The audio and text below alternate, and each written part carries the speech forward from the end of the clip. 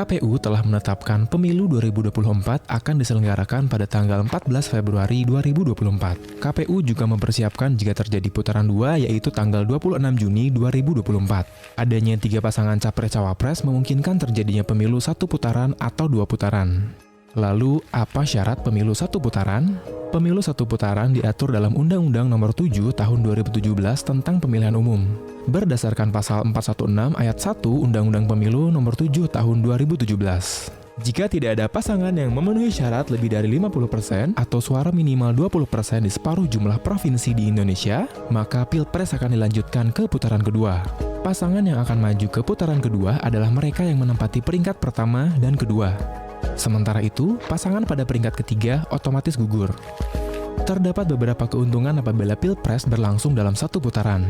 Pertama, akan terjadi penghematan anggaran lebih dari 17 triliun rupiah untuk penyelenggaraan pemilu putaran kedua.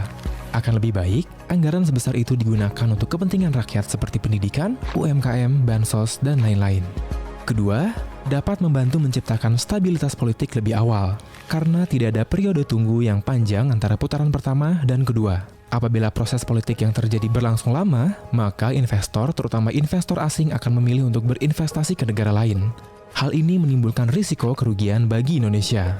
Ketiga, tensi politik yang tinggi akan berimbas pula pada kenaikan harga-harga barang, terutama harga kebutuhan pokok. Hal ini akan cepat mereda apabila Pilpres berlangsung hanya 1 putaran.